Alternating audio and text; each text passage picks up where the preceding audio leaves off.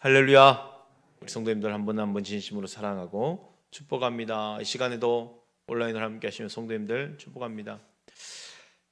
우리는요 금요 기도회 가운데 그동안 몇 번에 걸쳐서 아브라함의 믿음을 집중적으로 살펴봤어요. 오늘 이제 아브라함 믿음 마지막 시간인데, 로마 4장을 중심으로 살폈던 이 아브라함의 믿음, 어떤 믿음들이었습니까? 죽은 자를 살리신 전능하신 하나님을 믿는 믿음이었고, 모든 상황 가운데 기대할 수 있는 믿음이었고, 알고도 믿음이었죠. 내가 죽을 것 같은 그 몸을 가지고 있음을 알고도 믿었다는 거예요. 무엇보다도 아브라함의 그 믿음은 모든 상황 속에서도 그의 믿음이 약하여지지 아니하였으니, 그러니까 실패할 수 있는 그 수차례 상황을 겪었고 좌절할 수밖에 없는 그 상황에 직면했다 할지라도 그의 믿음은 오히려 견고하여졌다, 약하여지지 아니하였다라는 그런 믿음이었어요. 그리고 그 믿음이 견고해져서 누구에게 영광이 됐습니까? 하나님에게 영광을 돌리는 믿음이었다는 거예요. 자, 그 아브라함의 믿음에 대해서 이제 이렇게 결론을 내리네요. 로마 4장 22절 말씀 이렇게 말씀합니다. 그러므로 그것이 그에게 의로 여겨졌느니라. 그러므로 이 아브라함이 가졌던 그 모든 믿음, 죽은 자를 살리신 하나님을 믿는 그 믿음이요, 알고도 믿음이요, 모든 상황 속에서 그의 믿음이 약하여지지 아니하고 오히려 더 견고해질 수 있는 믿음, 결국 하나님께 영광을 돌릴 수 있는 이 믿음이 결국은 하나님께서 그에게 그를 의로 여겨졌느니라 라는 거예요. 하나님의 의로 인정받는 믿음이었다는 거예요. 믿음으로 말미암는 의입니다. 믿음으로 말미암아 얻어지는 축복 중에 최고의 복이 뭘까요? 죄인이 의인으로 인정받는 것 아니겠어요? 우리가 의인으로 인정받는 것 아니겠어요? 주님을 만난 자에게 주어지는 최고의 축복입니다.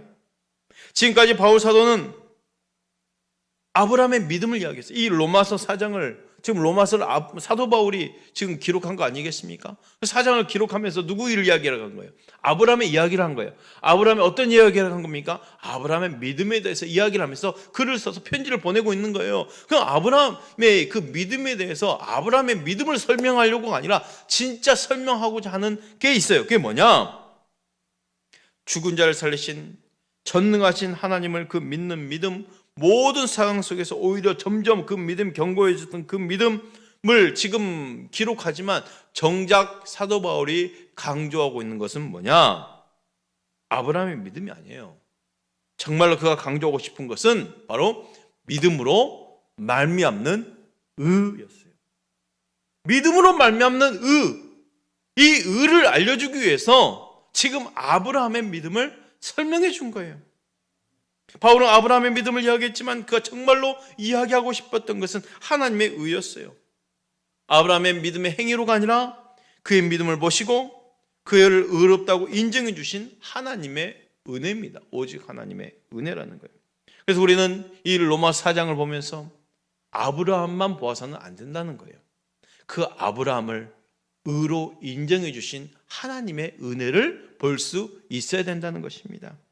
그래서 아브라함을 읽으면서 아브라함 행위에 초점을 맞추는 것이 아니라 그를 부르시고 그를 용서하시고 의롭다 하시고 그를 참아 기다려 주셨던 하나님, 그 하나님의 쓰고 하나님의 은혜를 보아야 한다는 것이죠. 그래서 정작 주인공은 아브라함이 아니라 누구입니까? 하나님이라는 거예요. 주인공 하나님이십니다. 그러므로 아브라함의 믿음의 여행 가운데 우리가 반드시 볼 수 있어야 되는 것은 오직 하나님의 의가 되어야 된다는 것이죠. 특히나 아브라함에게 있어서 하나님의 의는 누구에게도 증명된 믿음이었습니까? 예수님에게도 증명된 믿음이었다는 거예요. 예수님 시대에는 이미 아브라함은 한참 전에 그 횟수를 헤아릴 수 없는 그 역사의 아주 저 끝에 있는 사람 아니겠어요? 예수님 시대 때 아브라함은 아주 차이가 엄청 크죠. 그 시간과 공간을 넘어서서 예수님이 그 예수님 시대 때 아브라함에 대한 그 믿음을 이렇게 말하고 있습니다. 요한복음 8장 56절 말씀. 너희 조상 아브라함은 나의 때 볼 것을 즐거워하다가 보고 기뻐하느냐. 나의 때 볼 것이 뭘까요? 예수님의 십자가의 구속의 그 은혜의 때를 말하고 있어요. 아브라함이 살던 시대에 예수님은 나지도 않으셨고 십자가 사건도 없습니다. 근데 예수님은 뭐라고 고백합니까? 아브라함이 나의 때 볼 것을 즐거워하다가 그랬어요. 그 예수님의 십자가를 바라봤다는 거예요. 그래서 보고 즐거워했다는 거예요. 그걸 기뻐했다는 거예요. 아브라함의 최고의 즐거움이요 기쁨은 나의 때 볼 것, 나의 때 볼 것이라는 것은 바로 예수님의 구속사역, 예수님의 십자가를 말하고 있는 거예요. 아브라함은 때 아브라함에게 아직 다가오지 않는 예수님의 구속사역을 보았다는 것, 아브라함이 그것을 볼 수 있었다는 것이고 그것을 보았기에 기쁨이었다는 것이고 이것이 아브라함에게 간직되었던 최고의 믿음이었다는 거예요.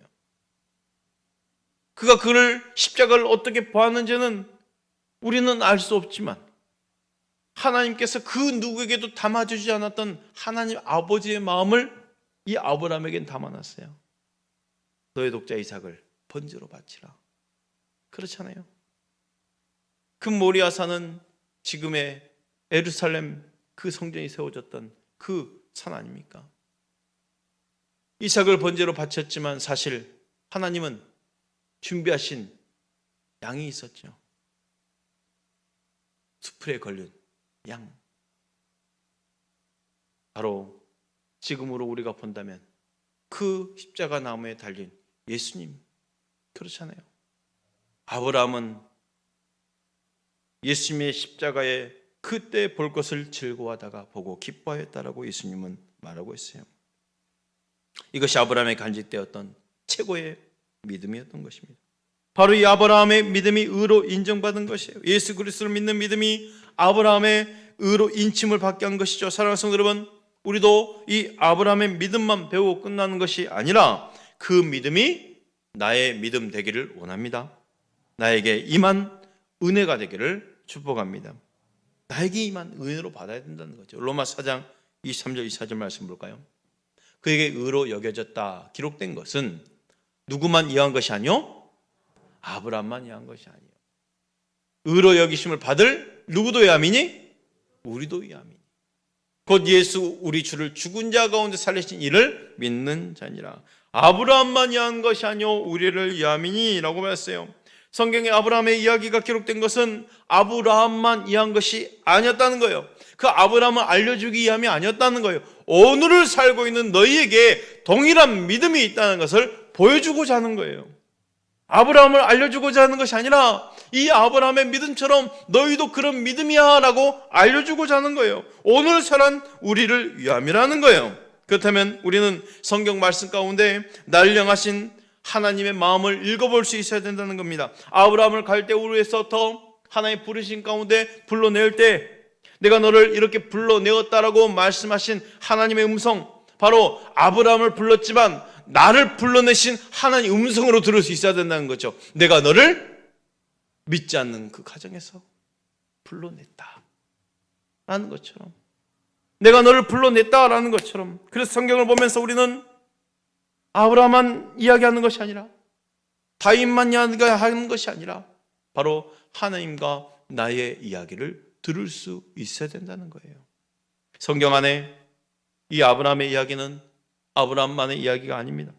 수천 년 전에 아브라함의 역사했던 하나님의 그 이야기를 기념하는 것이 아니라 오늘도 변함없이 살아계시는 그 하나님을 내가 만나고 그 믿음이 나의 믿음 되게 하기 위함이라는 거예요. 그러기에 믿음이 필요합니다. 중요한 것은요, 저와 여러분 믿는 그 하나님이 시간과 공간을 초월하신, 지금도 살아 역사하신 하나님이시라는 것입니다. 하나님이 이스라엘을 그 60만의 그 백성들을 홍해를 건너게 하실 때에 그들만 건너게 하신 것이 아니라 바로 나와 함께 건너게 하셨어요. 바벨론 포로에서 이스라엘 자유케 하신 하나님은 나도 동일하게 자유케 하셨다는 것이죠. 자격 없는 아브라함의 믿음을 통해 의롭게 하신 하나님이 오늘 자격 없는 나와 여러분을 의롭다 여겨 주셨던 것입니다. 우리는 그냥 하나님의 말씀을 읽고 듣는 자가 아닙니다. 나를 향한 하나님의 음성을 들어야 되고, 나에게 임한 하나님의 은혜가 있다라고 한다면 나에게 맡겨진 분명한 사명도 있다는 것을 믿으시길 바랍니다. 사명 때문에. 그렇잖아요.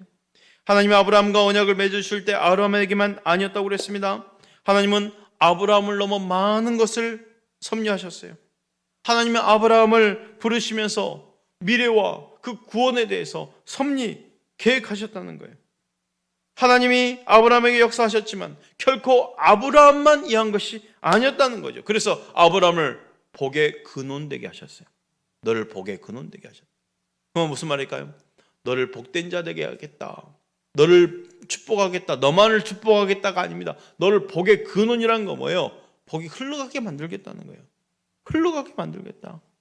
너 때문에 많은 사람이 구원받게 하겠다, 너 때문에 많은 사람이 축복받게 하겠다, 그 말 아니겠어요? 그래서 너 아브라함의 복 받으라 라는 말이 아니라 너를 통해 또 다른 사람이 너를 통해 복을 받게 하겠다라는 거예요. 사명이죠. 강력한 하나님의 의지 아니겠습니까? 하나님은 언제나 그러셨어요. 목동 다윗을 부를 때 다윗을 그 왕으로 축복하시겠다는 그 차원이 아닙니다. 그걸 더 넘어서서 다윗으로 하여금 하나님의 나라를 세우시겠다라는 그 모습을 보여주시고자 한 거예요. 사울을 바울로 부르실 때 바울 한 명의 회심이 아니라 온 이방인들을 전도하고자 하는 그 일로 바울을 부르셨다는 거예요. 그래서 하나님의 부르심에는 먼저 두 종류의 부름이 있죠. 먼저 구원으로의 부름, 사명으로의 부름이에요. 여기 계시는 구원받은 우리 모든 성도들입니다. 사명 가운데 나를 부르시는 하나님을 믿으시길 바랍니다. 아브라함이 하나님이 오늘 우리 하나님을 믿으십시오. 사울을 바울로 부르셨던 주님이 바로 오늘 우리의 주님이십니다. 오늘 나에게 구원의 은혜를 베푸신 주님의 마음이 무엇일까요? 아브라함을 복의 근원 되게 하겠다라는 하나님의 축복을 잘 살펴보십시오. 아브라함만 복받게 이함이 아니겠다라는 거예요. 여튼 우리도 마찬가지 아니겠습니까? 역사 속에서 이스라엘 백성들은요, 착각하는 게 있어요. 뭐냐? 선민이라는 이 선민 사상에 대한 착각이에요. 선민 사상은 뭐냐? 하나님이 나만 구원했다, 우리 백성만 특별한 백성으로 삼으셨다라는 그 선민 사상이 이 이스라엘 백성을 족쇄를 채운 거예요. 다른 민족은 다 제껴두고 이스라엘 민족만 하나님의 복을 받도록 만들어 주셨다라는 그 저들의 선민이라는 그 자부심이 있었고, 구원받는 것에 대해서 자신들만 구원받는다고 생각한 거예요. 하나님께서 이스라엘 민족을 택하셔서 특별히 많은 복을 주신 이유는 뭡니까? 하나님의 복을 받고 하나님을 섬기고 하나님을 사랑하는 민족으로서 얼마나 저들이 행복하게 사는지를 다른 사람들에게 보여주고 다른 사람에게 그 복을 흘러가게 하고 다른 사람에게도 동일한 하나님의 백성이 될 수 있도록 만들어주시는 사명을 주셔요. 그러니까 선민이라는 것은 이 특별한 특권 의식만이 아니라 사명 의식도 있어야 된다는 것이죠. 우리도 마찬가지입니다. 하나님 먼저 우리를 부르신 까닭은 하나님의 사랑을 이웃에게 흘러보내고 내가 이렇게 복받는 사람이야, 행복한 사람이라는 것을 보여주면서 나와 동일한 하나님의 자녀가 될 수 있도록 하나님 우리를 먼저 부르신 거예요. 먼저 부르신 거예요. 저는 오늘 금요기도에 여기 헌금바구니 돌면서 생각해서 우리 교회 예배 가운데 헌금바구니가 유일하게 돌고 있는 게 이 금요기도입니다. 헌시대배는 뭐 당연하지만, 근데 이 헌금은 어디에 쓰입니까? 여러분 아시다시피 금요기도의 헌금은 다 선교 헌금으로 다 쓰여져요. 선교 헌금으로 다 쓰여져요. 물론 부족하죠. 그래서 여러분이 작정했던 선교 헌금이 주일날 함께 모아져서 우리가 고정적으로 보내지는 선교 헌금이 있고, 그 외에 이제 이 차곡차곡 쌓아진 선교 헌금이 필요한 곳에 이제 흘러가게 만드는 거예요. 배분하게 만드셔야 하나님. 이상합니다. 하나님이 더 많으면 많이 쓰일 때를 하나님 꼭 알려주시는 것 같아요. 그렇게 배분하는 거예요. 이게요, 축복이 흘러가야 내가 복이 계속 받는 거지, 이게 흘러갈 복이 없으면 받을 복이 없는 거나 마찬가지예요. 이게 생각한 거예요. 그래, 하나님 우리 성도들을 더 축복해 주세요. 더 복받게 해주세요. 그래서 흘러가게 해주세요. 많이 흘러갈 때 더 많이 부어주셔서 계속 쓰임받게 해주시고 우리 서은교회가 더 많은 선교를 감당할 수 있도록 도와주세요. 기도합니다. 여러분, 맞습니다. 하나님 우리를 먼저 부르신 까닭이 있죠. 만민에게 복음을 전파하라. 내가 사랑받은 자답게 행복하게 사는 그 모습들을 보여주면서 흘러가게 하라 라는 것 아닙니까? 거룩한 부담으로 내 가슴에 품은 영혼에게 우리 입술을 열어서 좋은 소식, 복음의 소식을 전해야 된다는 거죠. 요셉은요 17세의 나이에 꿈을 주셨어요. 그 꿈이 하나님의 의도를 본인은 알죠. 단순한 요셉 자신의 출세가 아니었어요. 애굽 총리가 되어서 그래 다 이뤘다가 아니었죠. 하나님이 주신 꿈을 알기에 이 꿈은 하나님의 섭리구나. 생명을 구원하기 위한 하나님의 섭리구나. 그 하나님의 섭리와 그 하나님의 섭리 가운데 자기에게 부어진 사명을 알았기에 그는 자기를 판 형제들 앞에서 형들을 원망하지 않았다는 거예요. 왜? 하나님이 나에게 섭리했던 것과 내 사명을 알았기에. 창세기 45장 5절 말씀 이렇습니다.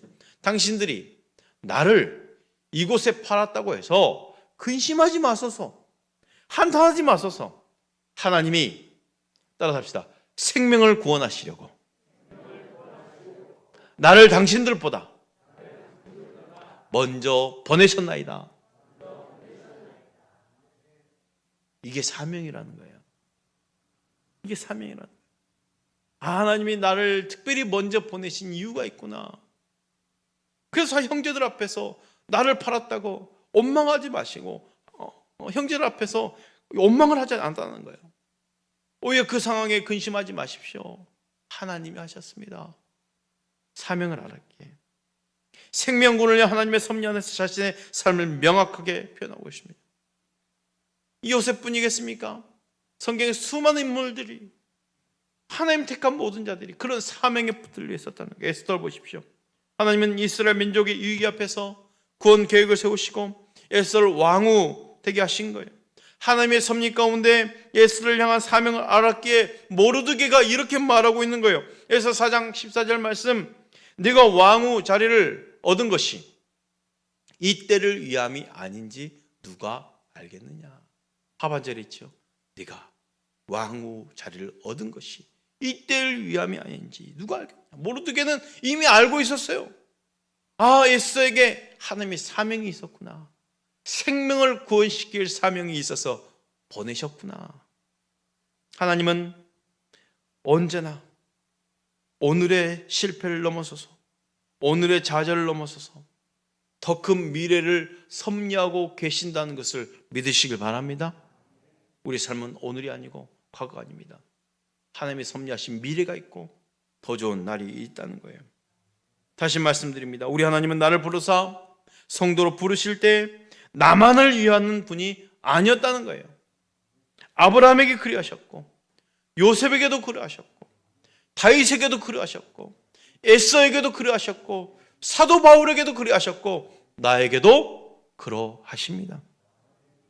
나를 부르시고 나를 자녀 삼으실 때는 내 삶을 통해 또 다른 누군가를 섭리하고 계신다는 거예요.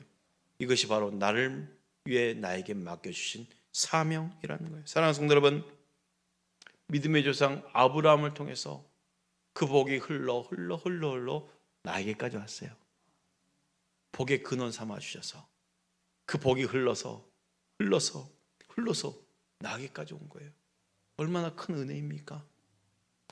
나만 구원받고 나만 복받고 나만 행복하고 하는 그런 차원에서 머무르는 것이 아니라 나에게 맡긴 그 사명 발견하시기를 축복합니다. 곧 나로 인한 생명 구원의 사명이 있기를 축복합니다.